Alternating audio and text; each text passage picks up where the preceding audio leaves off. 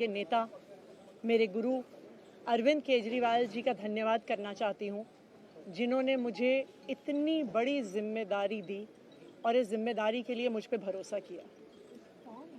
ये सिर्फ आम आदमी पार्टी में हो सकता है, अरविंद केजरीवाल जी के नेतृत्व में हो सकता है कि एक फर्स्ट टाइम पॉलिटिशियन एक राज्य की मुख्यमंत्री बने।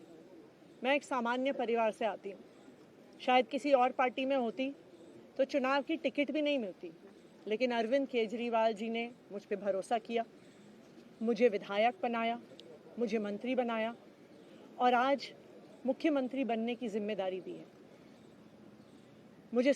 मैं खुश हूँ कि अरविंद केजरीवाल जी ने मुझ पे इतना भरोसा किया है, लेकिन जितना सुख आज मेरे मन में है, आज उससे बहुत ज़्यादा दुख भी मेरे मन में है। दुख इसलिए कि दिल्ली के लोकप्रिय मुख्यमंत्री मेरे बड़े भाई अरविंद केजरीवाल जी आज इस्तीफा दे रहे हैं। मैं आज ये ज़रूर कहना चाहती हूँ आम आदमी पार्टी के सभी विधायकों की तरफ से, दिल्ली की 2 करोड़ जनता की तरफ से, कि दिल्ली का एक ही मुख्यमंत्री है और उस मुख्यमंत्री का नाम अरविंद केजरीवाल है।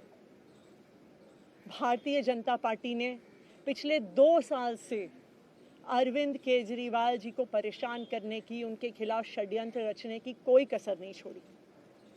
एक ऐसा आदमी जो अपनी IRS कमिश्नर की नौकरी ठुकरा सकता था, एक ऐसा आदमी जो एक नई पॉलिटिकल पार्टी से पहली बार चुनाव लड़के मुख्यमंत्री पद से इस्तीफा दे सकता था, ऐसे आदमी पर, ऐसे ईमानदार आदमी पर भारतीय जनता पार्टी ने भ्रष्टाचार के आरोप लगाए, झूठे केस किए, फर्जी केस किए, अपनी एजेंसीज ED को, CBI को उनके पीछे छोड़ दिया, उनको झूठे मुकदमे में 6 महीने तक जेल में रखा। आखिरकार सुप्रीम कोर्ट ने उन्हें जमानत दी और सुप्रीम कोर्ट ने सिर्फ उनको जमानत नहीं दी, सुप्रीम कोर्ट ने केंद्र सरकार के मुंह पे तमाचा मारा, उनकी एजेंसीज के मुंह पे तमाचा मारा। उन्हें कहा कि इनकी एजेंसीज, केंद्र सरकार की एजेंसीज एक पिंजरे में कैद तोते की तरह हैं और अरविंद केजरीवाल जी की गिरफ्तारी गलत थी। अगर अरविंद केजरीवाल जी की जगह कोई और मुख्यमंत्री होता, कोई और नेता होता, तो वो 2 मिनट नहीं सोचता मुख्यमंत्री की कुर्सी पे बैठने के बारे में।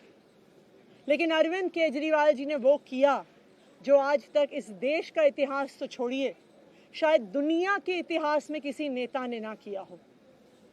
उन्होंने कहा कि मेरे लिए सिर्फ सुप्रीम कोर्ट का फैसला काफ़ी नहीं है, मैं जनता की अदालत में जाऊंगा। जब दिल्ली की जनता मुझे कहेगी कि हम तुम्हें मुख्यमंत्री के रूप में देखना चाहते हैं, जब दिल्ली की जनता कहेगी कि तुम ईमानदार हो, तब मैं मुख्यमंत्री की कुर्सी पे बैठूंगा। मुझे नहीं लगता कि हमें लोकतंत्र के इतिहास में ऐसा कोई त्याग का उदाहरण मिलेगा जो आज अरविंद केजरीवाल जी ने देश के सामने रखा है। दिल्ली भर में लोग बहुत दुखी हैं अरविंद केजरीवाल जी के इस्तीफे से। कल शाम मुझे एक बुजुर्ग महिला मिली, जब उन्हें खबर मिली थी कि अरविंद केजरीवाल जी ने इस्तीफा दे दिया है, वो रोने लग गई। उन्होंने कहा कि वो मेरे बेटे की तरह हैं, उसको इतना परेशान किया है, उसको इतना परेशान किया, उस पर झूठे केस लगाए।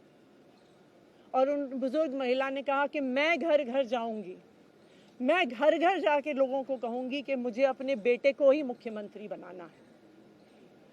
तो आज सभी दिल्ली वाले ये प्रण ले रहे हैं, सभी दिल्ली वाले इतने गुस्सा हैं, भारतीय जनता पार्टी के षड्यंत्र से नाराज हैं और अपने बेटे, अपने भाई अरविंद केजरीवाल जी को फिर से दिल्ली का मुख्यमंत्री देखना चाहते हैं। क्यों देखना चाहते हैं दिल्ली वाले अरविंद केजरीवाल जी को फिर से मुख्यमंत्री?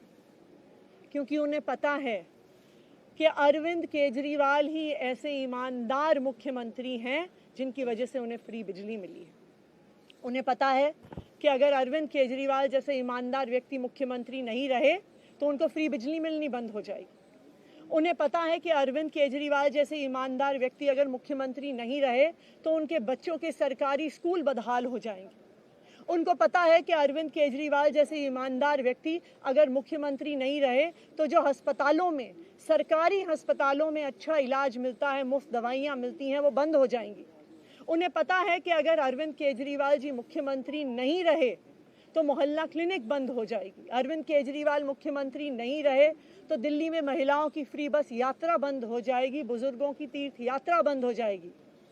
क्योंकि उन्होंने देखा है कि भारतीय जनता पार्टी की 22 राज्यों में सरकार है, किसी एक राज्य में भी वो फ्री बिजली, अच्छे स्कूल, अच्छे अस्पताल, मोहल्ला क्लिनिक, फ्री बस यात्रा नहीं दे पाते हैं। और एक ईमानदार अरविंद केजरीवाल है जो दिल्ली के लोगों को इतना कुछ देता है। तो दिल्ली के लोग, आम आदमी पार्टी के विधायक और मैं अगले कुछ महीनों तक, चुनाव तक मुख्यमंत्री होने के नाते अब एक ही उद्देश्य से काम करेंगे कि हमें अरविंद केजरीवाल जी को फिर से दिल्ली का मुख्यमंत्री बनाना है। जब तक मैं इस बड़ी जिम्मेदारी को संभाल रही हूँ, मेरा एक ही मकसद रहेगा। मुझे पता है कि भारतीय जनता पार्टी अपने एलजी साहब के थ्रू दिल्ली वालों के खिलाफ षड्यंत्र रचेगी। मुझे पता है कि वो दिल्ली वालों की फ्री बिजली रोकने की कोशिश करेंगे।